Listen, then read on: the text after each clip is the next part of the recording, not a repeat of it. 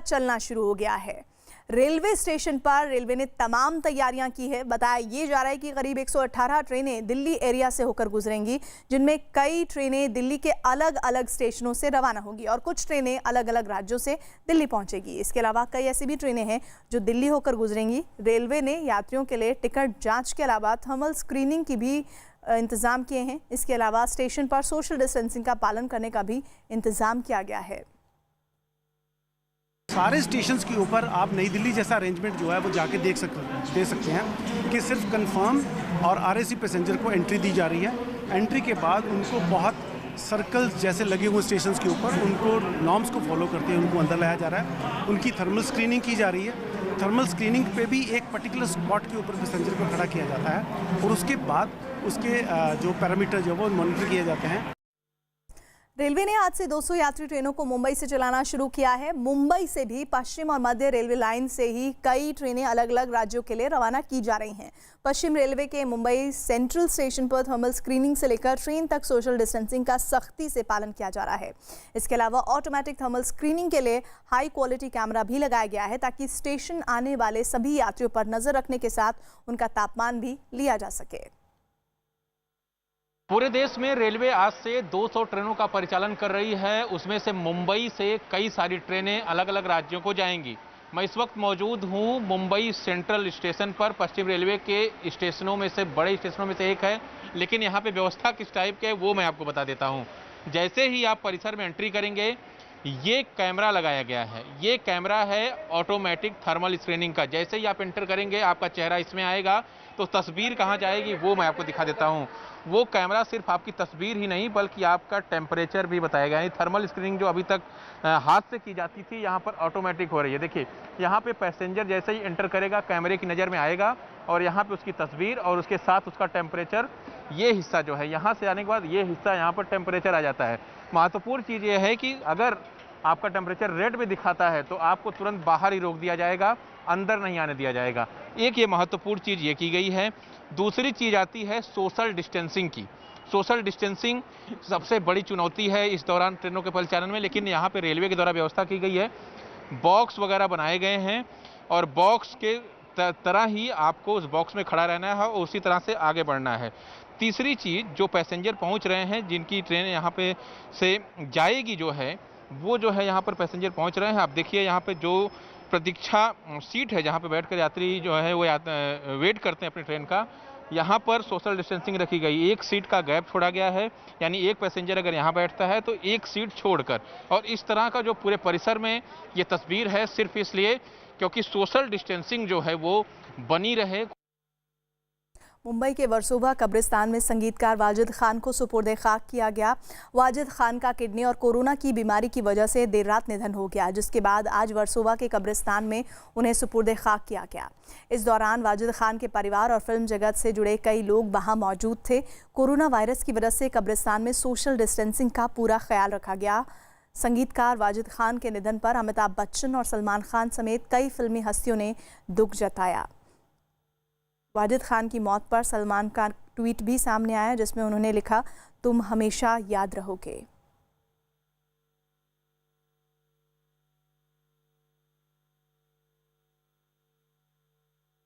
महाराष्ट्र में अगले कुछ घंटों में चक्रवाती तूफान पहुंच सकता है। मुंबई में समंदर में तेज लहरें उठने लगी हैं और आसमान में बादल छाए हुए हैं। हालात को देखते हुए राज्य सरकार ने अलर्ट जारी किया है। एनडीआरएफ ने महाराष्ट्र में चक्रवाती तूफान को देखते हुए 9 टीमें लगाई हैं। महाराष्ट्र की सीमा पर अगले कुछ घंटों में चक्रवाती तूफान दस्तक दे सकता है, जिसको लेकर मुंबई में रात भर से रिमझिम बारिश शुरू हो गई है।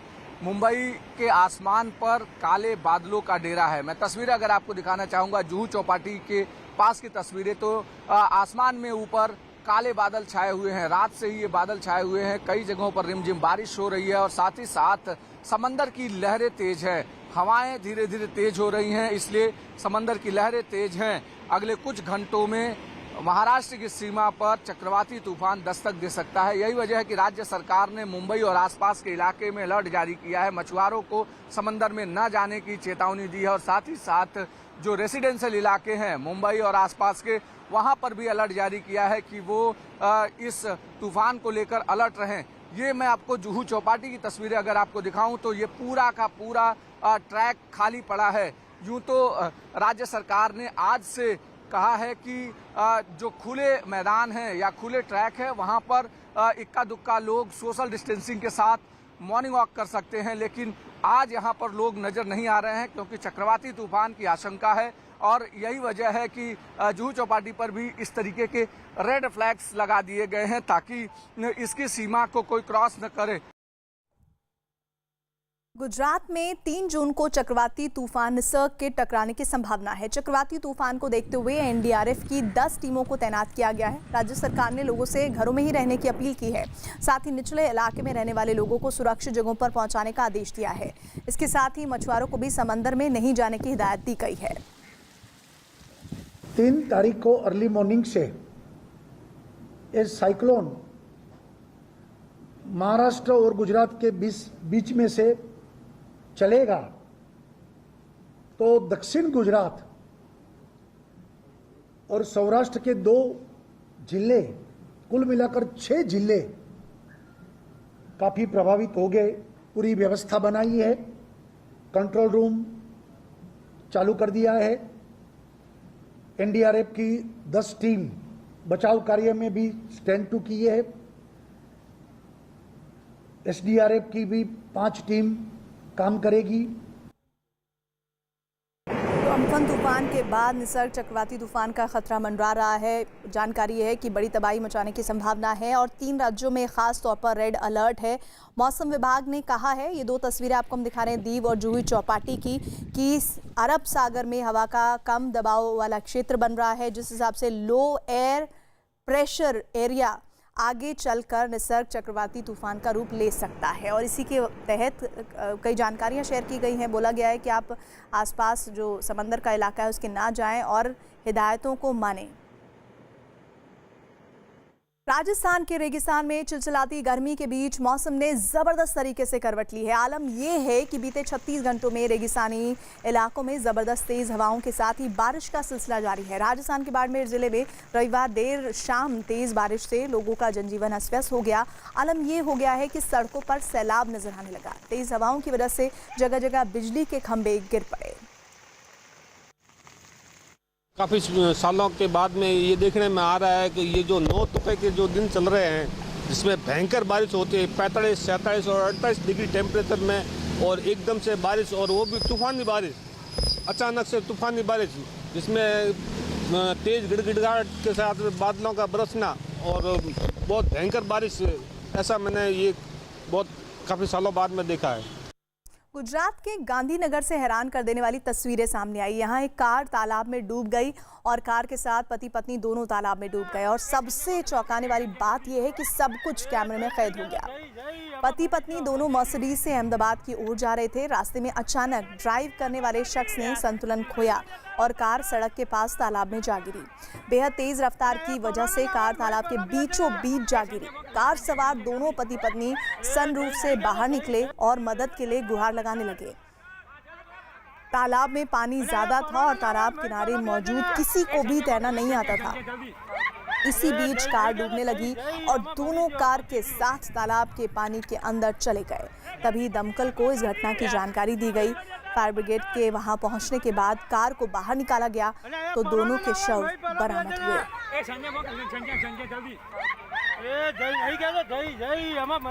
तो बेहद डराने वाली तस्वीरें हैं। अहमदाबाद की तरफ ये दंपति जा रहे थे। कैसे ये हादसा हुआ, जो जानकारी है चश्मदीद दे रहे हैं वो ये कि हाई स्पीड हादसे की वजह है, लेकिन इन दोनों के अलावा क्या और भी कोई व्यक्ति, कोई बच्चा कार में सवार था, इस बात की जानकारी जुटाने की कोशिश की जा रही है। साथ ही इन दंपति के परिवार वालों से भी जुड़ने की कोशिश पुलिस कर रही है ताकि पता चल पाए कि आखिर ये कहाँ के लिए निकले थे और क्या जानकारी और मिल सकती है लोगों के बारे में। क्योंकि मर्सिडीज से ड्राइव करके अहमदाबाद जा रहे थे, अचानक से ऐसा क्या हुआ कि गाड़ी की रफ्तार इतनी तेज़ थी कि बीचों बीच जाकर इस तालाब में डूब गई ये कार और इस कार के साथ साथ ये दंपति भी डूब गए। लगातार वो सनरूफ से बाहर निकलकर बोल रहे थे कि हमें बचा लो, हमारी मदद करो, लेकिन किसी भी किनारे पर खड़े व्यक्ति को तैरना नहीं आता था और इस वजह से ये हादसा हो गया।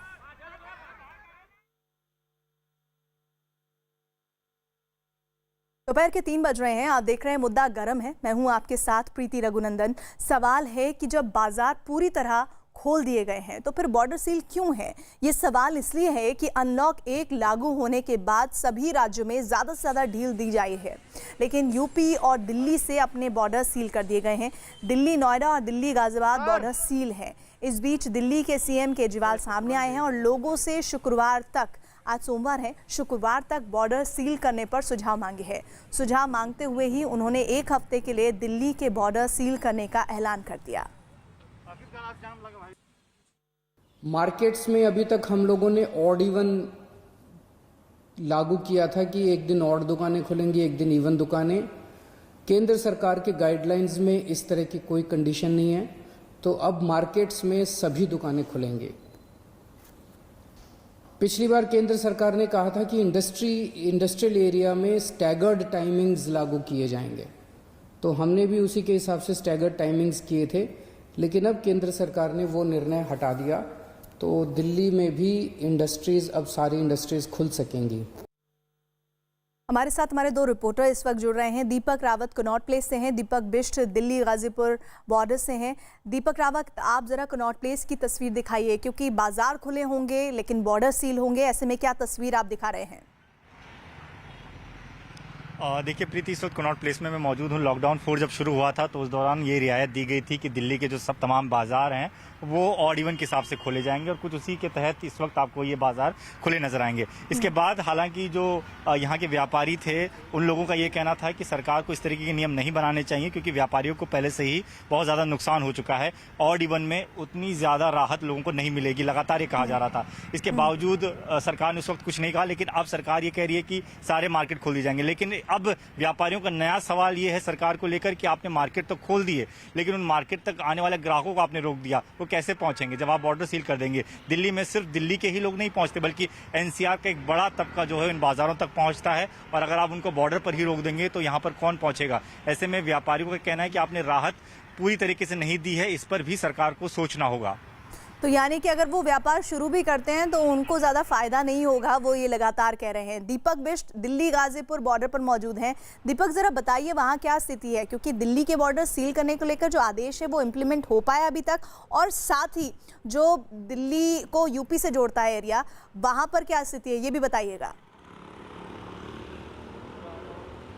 देखिए प्रीति, मैं तस्वीरें दिखाऊंगा, क्योंकि जिस तरह से मुख्यमंत्री अरविंद केजरीवाल ने जो आदेश दिया है उसका इम्प्लीमेंट होना बाकी है। यहाँ पर आप देख सकते हैं दिल्ली पुलिस मौजूद है, लेकिन जो ट्रैफिक है वो अभी सामान्य बना हुआ है। दिल्ली की तरफ जो भी आ रहा है उसको रोकने की कोई कवायद यहाँ पर नहीं दिख रही है, क्योंकि पुलिस को शायद अभी तक कुछ ऐसा कोई ऑर्डर वगैरह। सर, आपको कोई ऑर्डर मिला है? क्योंकि ये कहा जा रहा है कि सील किया जाएगा दिल्ली की बॉर्डर। अभी तक कोई ऐसा आदेश प्राप्त नहीं हुआ है। जैसे सीनियर अफसर आदेश देंगे उसका आदेश का पालन किया जाएगा। तो इससे अगर ऑर्डर आता है तो आप लोग दिल्ली को आने वाले सभी वाहनों को रोकेंगे या चेकिंग करेंगे उनकी? जो सीनियर अफसरों का ऑर्डर होगा उसके मुताबिक चेकिंग की जाएगी और उसके मुताबिक ड्यूटी होगी। ये क्या एम्बुलेंस को लेकर भी रहेगा सर, या एम्बुलेंस ले जाएंगी? नहीं, एम्बुलेंस तो आएंगी। दीपक, ये जो आप ऑर्डर जिसकी बात कर रहे हैं वो ऑर्डर एग्जैक्टली क्या है वो बता देते हैं। केजरीवाल ने आज बॉर्डर को लेकर क्या ऐलान किया है, सुनिए। आज आपका सुझाव एक बहुत महत्वपूर्ण विषय पर आप लोगों का मार्गदर्शन चाहिए। क्या दिल्ली के बॉर्डर्स को खोला जाए? क्या होना चाहिए? बहुत सारे सुझाव हैं, मुझे आपसे मार्गदर्शन चाहिए और हमें क्या करना चाहिए। आप हमें इस बारे में सुझाव भेजें। फिलहाल 1 हफ्ते के लिए हम दिल्ली के बॉर्डर सील कर रहे हैं। एसेंशियल सर्विसेज जारी रहेंगी। सरकारी ऑफिसर्स जो हैं वो आई कार्ड के बेसिस पे आ जा सकेंगे, पास लेकर आया जाया जा सकेगा। तो फिलहाल 1 हफ्ते के लिए हम अपने बॉर्डर सील कर रहे हैं। उसके बाद जो सुझाव आएंगे, जो आप मार्गदर्शन करेंगे, जो आप जैसा कहेंगे, सभी के सुझावों के आधार के ऊपर हम एक्सपर्ट से भी बात करेंगे और भी बहुत सारे लोगों से बात करेंगे। उसके आधार पर अगले हफ्ते फिर इसके बारे में एक ठोस निर्णय ले पाएंगे। आम आदमी पार्टी से संजीव झा हमारे साथ जुड़े हुए हैं। संजीव जी, जरा बताइए, अनलॉक 1 की आज शुरुआत हो रही थी। एक तरफ जब प्रेस कॉन्फ्रेंस अरविंद केजरीवाल करते हैं तो वो कहते हैं कि मैं आप लोगों से सुझाव लेने आया हूं। तो अभी तक तो आम आदमी पार्टी पहले सुझाव लेती थी फिर इंप्लीमेंट करती थी, अचानक से अनलॉक 1 के दिन ये चेंज क्यों किया गया है? देखिए, कुछ कुछ चुनौतियां हैं जिसके बारे में प्रेस कॉन्फ्रेंस में दिल्ली के मुख्यमंत्री माननीय अरविंद केजरीवाल जी ने कहा कि अभी तक जो हमने तैयारी किया कोविड को लेकर, वो दिल्ली में रहने वाले लोगों को ध्यान में रखते हुए किया।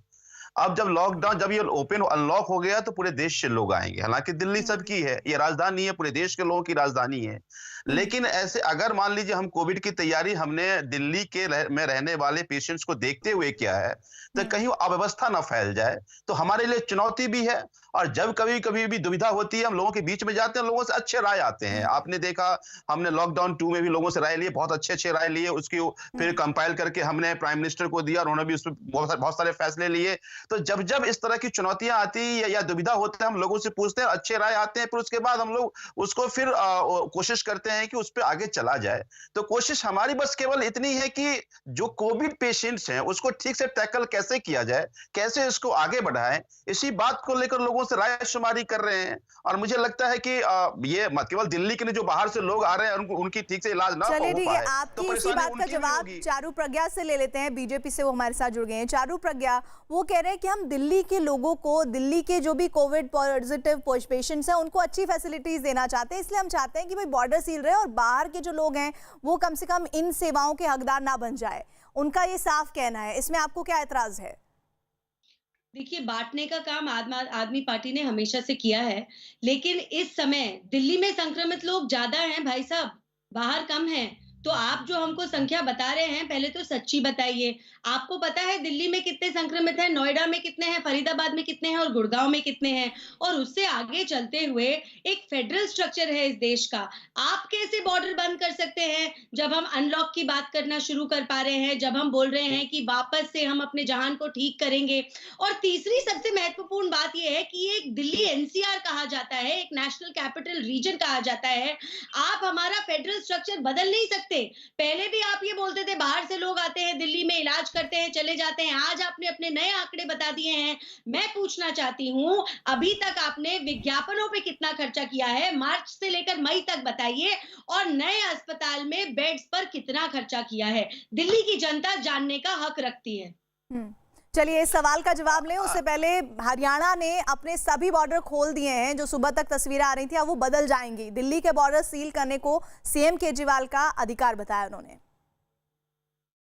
की गाइडलाइन जारी हुई है, उसमें प्रदेशों को अधिकार दिया गया है कि वो परिस्थितियों के मुताबिक अपने प्रदेश का फैसला ले सकते हैं। सर, रणदीप सिंह सुरजेवाला ने कहा है कि हरियाणा के अंदर जो लगातार मामले बढ़ रहे हैं या देश में जो मामले बढ़ रहे हैं, सरकार लॉकडाउन खोल रही है, उसके पास कोई सोल्यूशन नहीं है कोरोना से निपटने के लिए। सुरजेवाला कोई डॉक्टर है, जिनको पास है इस विद्या का ज्ञान, वो अपने पूरे एक्सपर्टाइज के साथ ट्रीट कर रहे हैं। और हिंदुस्तान का जो ग्राफ है वो तमाम देशों से बेहतर है।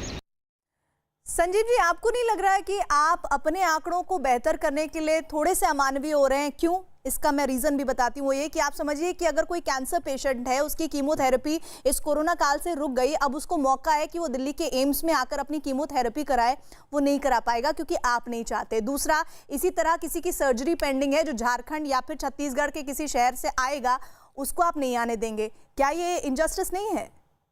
देखिए, मैं पहले अभी बीजेपी स्पोक्स पर्सन को सुन रहा था, उन्होंने कहा कि दिल्ली एनसीआर फेडरल स्ट्रक्चर की बात कर रहे थे। जरा इनसे एक सवाल और पूछ लीजिएगा कि जब अभी यूपी के गाइडलाइन आई, उन्होंने बॉर्डर, नोएडा वाला बॉर्डर सील कर दिया, हरियाणा लगातार बॉर्डर सील कर दिया, तो फेडरल स्ट्रक्चर कहाँ गया? तब ये लोग कहाँ थे, कौन किसको बांट रहा था? चारू इस पर जवाब ले लेंगे। चारू, इस पर आप जवाब दीजिएगा, तैयार रखिए। संजीव, लेकिन जो मैंने आपसे सवाल पूछा है उस पर आप जरूर उत्तर दीजिए, क्योंकि देश की जनता, देखिए, दिल्ली देश की राजधानी है और यहाँ पर जो कुछ हो रहा है उसका असर पूरे देश में होता है। आप बताइए इस बात। मैं बिल्कुल मानता हूं आपकी बात, और जो आप सवाल कर रहे हैं वो शायद वो भी वाजिब सवाल है, और इसीलिए ये आपकी राय भी है। यही राय हम लोगों से लेना चाह रहे हैं, क्योंकि हमारे सामने एक संकट है, तो हम लोगों से राय लेना चाह रहे हैं कि आखिर किस डायरेक्शन में बढ़ा जाए। मैं बिल्कुल मानता हूं कि जिनको जो एम्स में इलाज करा रहे हैं या जो बाकी हॉस्पिटल्स में इलाज पहले से चल रहा है, उनको कठिनाइयां हो सकती है, उनको परेशानियां आ सकती है। दिल्ली बिल्कुल नहीं करेगा, हम बिल्कुल नहीं आने देंगे। अभी हमारे पास चुनौतियां हैं कि कोविड के साथ साथ जो बाकी पेशेंट्स हैं उनको कैसे इलाज कराया जाए। तभी हमने कहा कि लोगों से एक बार राय लेकर के फिर हम अपनी राय बना करके फिर उसको हम तय करेंगे कि वास्तव में दिल्ली को किस स्तर पर खोला जाए, कैसे खोला जाए। सीएम केजरीवाल जी ने कभी नहीं कहा कि हम बिल्कुल आने ही नहीं देंगे, वो दिल्ली में आ नहीं सकते हैं, उनका इलाज नहीं होता, बिल्कुल नहीं कहा उन्होंने कहा कि हम लोगों से राय ले रहे हैं, राय लेने के बाद हम डिसाइड करेंगे। लेकिन राय लेने के लिए पूरा हफ्ता तो चला ही जाएगा ना संजीव जी। बीजेपी ने दिल्ली के सीएम अरविंद, एक मिनट चारू आ रही हूँ, कुछ और जानकारियां दे दूं अपने दर्शकों को। सीएम केजरीवाल पर हमला बोला है बीजेपी ने, आप ही की पार्टी ने चारू, दावा किया है कि कोरोना से लड़ाई में दिल्ली सरकार फेल हो रही है। एक हफ्ते के लिए दिल्ली के बॉर्डर सील करने का फैसला दिल्ली सरकार ने किया है। श्याम जाजू दिल्ली के इंचार्ज हैं बीजेपी के, हमारे साथ बातचीत करने के लिए। सर, एक हफ्ते के लिए बॉर्डर सील किए हैं और सुझाव मांगे हैं लोगों से कि क्या बॉर्डर का क्या किया जाए। दिल्ली की जनता से सुझाव मांगना और उसके बाद मैं निर्णय करूंगा ये कहना, ये दिल्ली को जनता को भुलावा देना है। दिल्ली की जनता ने उनको अस्पताल का प्रशासन इतना ढीला रखो ये नहीं कहा, उनको पीपीई किट ना दो ये नहीं कहा, राशन लोगों तक ना पहुंचाओ ये नहीं कहा है। और दिल्ली की केंद्र सरकार ने जो मदद पहुंचाई है वो लोगों तक पहुंचाने में दिल्ली सरकार पूरी तरह से अक्षम साबित हुई है। इसका ही कारण है दिल्ली में हर रोज कोरोना ग्रस्त पेशेंट की संख्या बढ़ रही है, डेथ्स की संख्या बढ़ रही है। डेथ्स की संख्या में भी राजनीति करने का काम केजरीवाल जी ने किया। कल सफदरजंग के डॉक्टर ने बता दिया, जितनी डेथ की संख्या दिल्ली सरकार बता रही है उतनी डेथ तो अकेले सफदरजंग में हुई है। सर, उन्होंने सुझाव मांगे हैं बॉर्डर सील को लेकर कि दिल्ली के अस्पतालों में इलाज दिल्ली वालों का होगा या बाहर वालों को भी उसमें इलाज किया जाए। सील इसलिए कर रहे हैं। सवाल दिल्ली का और दिल्ली के बाहर का, ये फूट डालने का, राजनीति करने का ये टाइम नहीं है। ये टाइम है हर पेशेंट को न्याय देने का। संजीव झा, ये सब कुछ आप लोग जो कर रहे हैं, कहीं डेटा जो इधर उधर हो रहे हैं दिल्ली में उनसे ध्यान भटकाने के लिए तो नहीं कर रहे हैं? क्योंकि ये बड़ा आरोप है आप पर बीजेपी का। ये बीजेपी का आरोप नहीं, ये जनता का आरोप है, ये सच है। संजीव झा को उत्तर दे दीजिए। पार्टी का ये सच है। चारू जवाब मैं आपको आंकड़ों के साथ बताती हूँ प्रीति जब मेरी बारी आएगी। ठीक है संजीव झा, आवाज पहुंच रही है संजीव झा? चलिए चारू आप बताइए, आपकी आ रही है। तो मुझे इस बात का उत्तर दीजिए कि भाई आंकड़ों की हेराफेरी को आप दुरुस्त करने के लिए तो ये सब नहीं कर रहे हैं। बीजेपी आप पर सीधे सीधे यही आरोप लगा रही है कि आप पहले डेटा बताइए मौत के आंकड़ों को लेकर। देखिए, पूरे लॉकडाउन में बीजेपी केवल राजनीति करती रही है। तरह तरह के वीडियो आपने देखा, एक विदेश से एक वीडियो ले आए, इन्होंने कहा कि दिल्ली के जितने भी मर्चरीज हैं वहां पे लाश फेंका जा रहा है। तरह तरह के वीडियो बना बना के आरोप प्रत्यारोप करते रहे। एक पिटीशन हाईकोर्ट में भी डाला गया और हाईकोर्ट ने कहा कि बिल्कुल दिल्ली में जो आंकड़े आ रहे हैं वो दुरुस्त आंकड़े हैं। फटकार जो पिटिशनर थे उनको फटकार भी लगाया।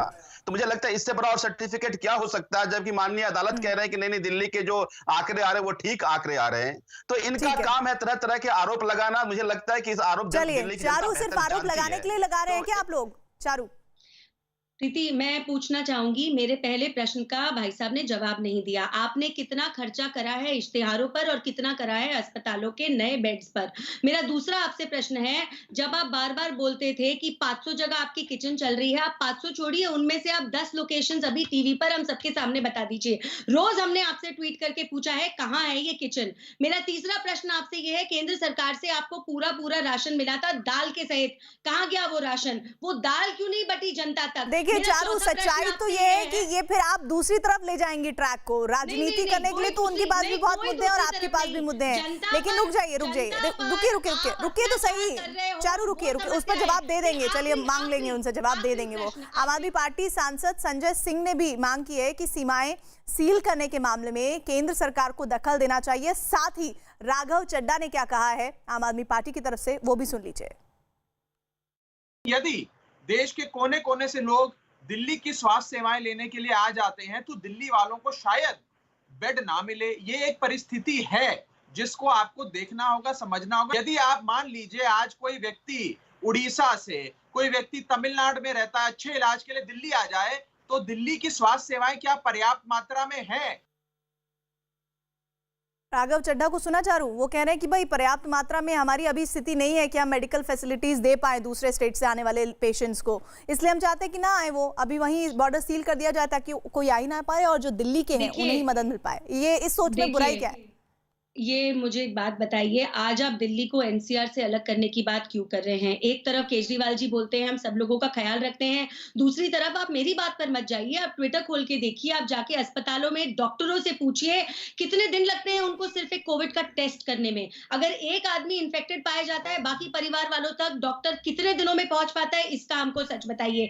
तीसरी बात ये है, राम मनोहर लोहिया मेरे घर से 2 कदम की दूरी पर है, वहां पीपीई किट्स बांटने हम गए थे और वो ये बोलते हैं कि जो आंकड़े दिल्ली सरकार दे रही है मौतों के, वो एक अस्पताल को कवर करते हैं। दिल्ली में कितने अस्पताल है और वहां पर कितने कोविड की डेथ हुई है, ये आप हमको क्यों नहीं बताते हैं? तो जो हम प्रश्न पूछ रहे हैं वो वैलिड है, हम दिल्ली के सिटीजन्स हैं, हम यहाँ पर रहते हैं, ये कोई राजनीति करने की बात नहीं है। हम भी जमीन पर सेवा का काम कर रहे हैं, हम भी लोगों तक पहुंचने की कोशिश कर रहे हैं। क्या मिलकर सच्चाई से काम नहीं हो सकता? ये झूठ नहीं, लेकिन चारू जो आप गलत एनसीआर वाली बात कह रही हैं, वो एनसीआर वाली बात तो आप ही लोगों ने एंडोर्स नहीं की, क्योंकि सबसे पहले तो गाजियाबाद के बॉर्डर सील किए गए, फिर आपने देखा गुरुग्राम का बॉर्डर सील हुआ, अब आपको अचानक से दिल्ली के बॉर्डर सील हुए, तो आपको एनसीआर की आप दुहाई दे रहे हैं।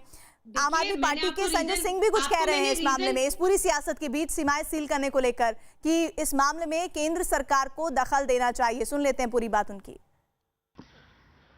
अब देखिए, इस पर कोई केंद्र सरकार को राज्यों से बातचीत करके एक ठोस निर्णय लेने की आवश्यकता है, अन्यथा ये दुविधा की स्थिति बनी रहेगी और इससे खासतौर से जनता को परेशानी होती है। दिल्ली में बहुत सारे काम करने वाले लोग नोएडा में रहते हैं, नोएडा में बहुत सारे काम करने वाले लोग दिल्ली में रहते हैं, गुड़गांव में बहुत सारे काम करने वाले लोग दिल्ली में रहते हैं और दिल्ली में बहुत सारे काम करने वाले लोग गुड़गांव में रहते हैं। तो फिर तो सब कुछ ठप हो जाएगा। तो इस पर एक ठोस निर्णय केंद्र सरकार को हस्तक्षेप करके लेना चाहिए। चलिए, अभी अरविंद केजरीवाल सुझाव मांग रहे थे, आम आदमी पार्टी कह रहे हैं, खुद आप संजय सिंह को सुन रहे, वो कह रहे हैं कि केंद्र सरकार को दखल देना चाहिए। चलिए, इस हफ्ता पूरा देखते हैं क्या होता है दिल्ली में। आप दोनों का संजीव झा जुड़ने के लिए, साथ ही चारू आपका भी शुक्रिया, और हमारे रिपोर्टर्स लगातार हमारे साथ बने हुए हैं। इधर गुजरात की गांधीनगर से हैरान करने वाली तस्वीर सामने आई है। यहाँ एक कार तालाब में डूब गई और कार के साथ पति पत्नी दोनों तालाब में डूब गए। और चौंकाने वाली बात ये कि सब कुछ कैमरे में कैद हुआ। पति पत्नी दोनों मर्सिडीज से अहमदाबाद की ओर जा रहे थे और अचानक से रास्ते में ड्राइव के दौरान जो ड्राइवर था उसने संतुलन खोया और कार सड़क के पास तालाब में जा गिरी। बेहद तेज रफ्तार की कार से तालाब में ये कार जाती हुई दिखी और बीचों बीच जाकर गिरी। कार सवार दोनों पति पत्नी सनरूफ से बाहर निकले और मदद के लिए गुहार लगाने लगे। तालाब में पानी ज़्यादा था और तालाब किनारे मौजूद किसी को भी तैरना नहीं आता था। इसी बीच कार डूबने लगी और दोनों कार के साथ तालाब के पानी के अंदर चले गए। तभी दमकल को इस घटना की जानकारी मिली। फायर ब्रिगेड के वहां पहुंचने के बाद कार को बाहर निकाला गया तो दोनों के शव बरामद हुए। जनक हमारे साथ, हमारे सहयोगी जुड़ रहे हैं। जनक, फिलहाल बताइए ये हादसे की तस्वीरें कब की हैं और क्या मंजर था? चश्मदीद क्या बता रहे हैं? देखिए, मेरी जो पुलिस अधिकारियों से बात हुई अदालत पुलिस थाने के, उनके मुताबिक कल तकरीबन 3:30-4 बजे का वक्त था दोपहर का, और उस वक्त ये जो ओनर हैं जो गाड़ी के, वो और उनकी पत्नी 1 साल पहले दोनों की शादी हुई और किसी काम से वो बाहर गए थे और अपने शाहीबाग इलाके में जो अहमदाबाद में उनका घर है वहां पर वो वापस लौट रहे थे। पुलिस के ऊपर जो जानकारी मिली है, पुलिस ने जो रिपोर्ट में दर्ज किया है उसके मुताबिक गाड़ी बेहद तेज रफ्तार थी और उस समय जब ड्राइव करने वाले शख्स को अंदाजा नहीं आया कि सड़क पर एक स्पीड ब्रेकर है, क्योंकि गाँव होने के चलते वहाँ स्पीड ब्रेकर लगाया हुआ था और वो अंदाजा नहीं आया। पुलिस का मानना है कि पति पत्नी दोनों बातचीत में मशगूल होंगे और उसी वक्त अंदाजा लगा होगा कि ये स्पीड ब्रेकर अचानक से आया। तो स्पीड ब्रेकर जैसे ही आया तो कंट्रोल करने की गाड़ी कोशिश की, लेकिन तेज रफ्तार कार थी और जो झील है वो बिल्कुल पास सड़क से बिल्कुल सटी हुई है। ऐसे में ड्राइवर ने संतुलन खोया और तेज रफ्तार कार होने के चलते आप जिस तरीके से तस्वीरों में देख रहे हैं, सड़क से भी काफी झील के बीचों बीच जाके गाड़ी अंदर जाती है। हालांकि जो आसपास जो लोग उस समय, चूंकि दोपहर का वक्त था, गर्मी के मौसम में लोग ज्यादा नहीं थे, कुछ ही लोग उस समय वहां पर पहले जब ये घटना हुई तब मौजूद थे। और जिस व्यक्ति ने ये वीडियो शूट किया वो भी, उसको भी तैरना नहीं आता था। पुलिस के मुताबिक उसने जो वीडियो शूट किया उस समय आवाज लगा रहा था कि कोई उससे बचाओ, लेकिन उसको भी तैरना नहीं आता था। इसके चलते कोई वहां पर वो नहीं पहुंच पाया। और जब तक गांव वालों को और जानकारी दी जाए और जिनको अच्छे जो गोताखोर थे, उनको जो अच्छा से तैर पाते थे उन लोगों को बुलाया। वो लोग आए उससे पहले ही, अगर आप देखें तो 16 सेकंड का ये वीडियो, उतने में ही दोनों वहाँ पति पत्नी गाड़ी में थे, सनरूफ से बाहर आने की कोशिश कर रहे थे और दोनों फिर अचानक गाड़ी के साथ अंदर डूब जाते हैं। जनक, लेकिन क्या ये कंफर्म कहा जा सकता है कि इस कार में यही दो लोग सवार थे और हादसे के लिए भी जो स्पीड बात कही जा रही है इनमें से ही कोई चला रहा था गाड़ी को? बिल्कुल, ये पुलिस का ये कहना है। देखिए, इस मामले में जब पुलिस मौके पर पहुंची और पुलिस ने जो जांच की, मैंने जो पुलिस अधिकारियों से बात की उसके मुताबिक उनका कहना है कि स्पीड ब्रेकर के चलते संतुलन खोने का प्राथमिक अनुमान है। हालांकि उस समय क्या हुआ, सड़क पर उस समय कोई मौजूद नहीं था, पर अचानक से कार किस तरीके से अंदर झील में चली जाती है और वहां पर सड़क की जिस तरीके से ब्रेक लगाने की कोशिश या जो भी उनको वहाँ सबूत के तौर पर मिला, उसके मुताबिक पुलिस अधिकारियों का ये मानना है, ये प्राथमिक मानना है कि स्पीड ब्रेकर के चलते ही संतुलन खो दिया होगा, तो गाड़ी को कंट्रोल नहीं कर पाए होंगे और अचानक फिर गाड़ी जाके झील में गिरी होगी। तो पुलिस ने उसके बाद एनसी रजिस्टर्ड की, परिवार का संपर्क हो चुका है, उनके माँ बाप हैं, उनको भी इस मामले में जानकारी दी जा चुकी है। पिछले साल ही दोनों की जो पति पत्नियों की शादी हुई थी और ये बेहद एक परिवार पर एक तरह की संकट की घड़ी है और पुलिस ने हालांकि इस मामले में बहुत बहुत शुक्रिया इस जानकारी के लिए। लॉकडाउन के बाद आज से ट्रेनों का चलना शुरू हो गया है। रेलवे स्टेशन पर रेलवे ने तमाम तैयारियां की हैं। बताया ये जा रहा है कि करीब 118 ट्रेनें दिल्ली एरिया से होकर गुजरेंगी, जिनमें कई ट्रेनें दिल्ली के अलग अलग स्टेशनों से रवाना होगी और कुछ ट्रेनें अलग अलग राज्यों से दिल्ली पहुंचेगी। इसके अलावा कई ऐसी भी ट्रेनें हैं जो दिल्ली होकर गुजरेंगी। रेलवे ने यात्रियों के लिए टिकट जाँच के अलावा थर्मल स्क्रीनिंग भी कराने का पूरा इंतजाम किया है। इसके अलावा स्टेशन पर सोशल डिस्टेंसिंग का पालन करने का भी इंतजाम किया गया है। प्लेटफॉर्म पर जाने से पहले इस मशीन के थ्रू जो है थर्मल स्क्रीनिंग होती है, बॉडी टेम्परेचर लिया जाता है, यहाँ से लोगों को स्क्रीन किया जाता है और जो कंप्यूटर आप देख रहे हैं उस तरफ रखा हुआ, वहाँ पर आरपीएफ के ऑफिसर जो हैं वो लगातार निगरानी करते हैं कि कौन सा व्यक्ति, कौन सा मुसाफिर अंदर जा रहा है और उसके बॉडी का क्या टेम्परेचर है, ये कंप्यूटर से पता चलता है और यहीं पर उनके लगेज की स्कैनिंग की जाती है। जिन लोगों का टेम्परेचर सही पाया जाता है, यानी कि बुखार ना हो, उनके ही सामान की स्कैनिंग की जाती है और फिर उन्हें प्लेटफॉर्म के अंदर जाने दिया जाता है। और लगातार इस काम के लिए कई सारे आरपीएफ के जो जवान हैं, ऑफिसर्स हैं, वो निगरानी रखे हुए हैं ताकि हर तरह से व्यवस्था सुचारू बनी रह सके। पहली ट्रेन जो नई दिल्ली से लॉकडाउन खत्म होने के बाद, आम ट्रेनें चलने के बाद जो शुरू हो रही है वो है ऊना जनशताब्दी, जो कि 2:35 पर नई दिल्ली स्टेशन से रवाना हो रही है। और यहाँ पर आप देख सकते हैं कि तमाम लोग जो हैं वो बैठे हुए प्लेटफॉर्म पर। इनमें से हर एक व्यक्ति ने मास्क लगा रखा है। रेलवे ने बार बार ये हिदायत दी है कि सोशल डिस्टेंसिंग बनानी है, अब स्वास्थ्य सफाई स्वच्छता रखनी है और हर एक व्यक्ति को मास्क लगा करके ही स्टेशन आना है, तभी उन्हें ट्रेन में बोर्ड करने दिया जाएगा। तो यहाँ जितने लोग हैं हर कोई मास्क लगाकर अपने ट्रेन के इंतज़ार में बैठा हुआ है और लोगों ने एक दूसरे से दूरी भी कम से कम प्लेटफॉर्म पर तो बना ही रखी है। सारे स्टेशंस के ऊपर आप नई दिल्ली जैसा अरेंजमेंट जो है वो जाके दे सकते हैं कि सिर्फ कंफर्म और आरएसी पैसेंजर को एंट्री दी जा रही है। एंट्री के बाद उनको बहुत सर्कल्स जैसे लगे हुए स्टेशंस के ऊपर उनको नॉर्म्स को फॉलो करते हैं उनको अंदर लाया जा रहा है। उनकी थर्मल स्क्रीनिंग की जा रही है। थर्मल स्क्रीनिंग पे भी एक पर्टिकुलर स्पॉट के ऊपर पैसेंजर को खड़ा किया जाता है और उसके बाद उसके जो पैरामीटर जो वो मॉनिटर किए जाते हैं। रेलवे ने आज से 200 यात्री ट्रेनों को मुंबई से चलाना शुरू किया है। मुंबई से भी पश्चिम और मध्य रेलवे लाइन से भी कई ट्रेनें अलग अलग राज्यों के लिए रवाना की जा रही हैं। पश्चिम रेलवे के मुंबई सेंट्रल स्टेशन पर थर्मल स्क्रीनिंग से लेकर ट्रेन तक सोशल डिस्टेंसिंग का सख्ती से पालन किया जा रहा है। इसके अलावा ऑटोमेटिक थर्मल स्क्रीनिंग के लिए हाई क्वालिटी कैमरा भी लगाया गया है ताकि स्टेशन आने वाले सभी यात्रियों पर नजर रखने के साथ उनका तापमान भी लिया जा सके। पूरे देश में रेलवे आज से 200 ट्रेनों का परिचालन कर रही है। उसमें से मुंबई से कई सारी ट्रेनें अलग अलग राज्यों को जाएंगी। मैं इस वक्त मौजूद हूं मुंबई सेंट्रल स्टेशन पर। पश्चिम रेलवे के स्टेशनों में से बड़े स्टेशनों में से एक है, लेकिन यहाँ पे व्यवस्था किस टाइप के है वो मैं आपको बता देता हूँ। जैसे ही आप परिसर में एंट्री करेंगे, ये कैमरा लगाया गया है। ये कैमरा है ऑटोमेटिक थर्मल स्क्रीनिंग का। जैसे ही आप एंटर करेंगे, आपका चेहरा इसमें आएगा तो तस्वीर कहाँ जाएगी वो मैं आपको दिखा देता हूँ। वो कैमरा सिर्फ आपकी तस्वीर ही नहीं बल्कि आपका टेम्परेचर भी बताएगा। ये थर्मल स्क्रीनिंग जो अभी तक हाथ से की जाती थी, यहाँ पर ऑटोमेटिक हो रही है। देखिए, यहाँ पे पैसेंजर जैसे ही एंटर करेगा कैमरे की नज़र में आएगा और यहाँ पे उसकी तस्वीर और उसके साथ उसका टेम्परेचर, ये हिस्सा जो है यहाँ से आने के बाद ये हिस्सा यहाँ पर टेम्परेचर आ जाता है। महत्वपूर्ण चीज़ ये है कि अगर आपका टेम्परेचर रेड में दिखाता है तो आपको तुरंत बाहर ही रोक दिया जाएगा, अंदर नहीं आने दिया जाएगा। एक ये महत्वपूर्ण चीज़ ये की गई है। दूसरी चीज़ आती है सोशल डिस्टेंसिंग की। सोशल डिस्टेंसिंग सबसे बड़ी चुनौती है इस दौरान ट्रेनों के परिचालन में, लेकिन यहाँ पे रेलवे के द्वारा व्यवस्था की गई है। बॉक्स वगैरह बनाए गए हैं और बॉक्स के तरह ही आपको उस बॉक्स में खड़ा रहना है और उसी तरह से आगे बढ़ना है।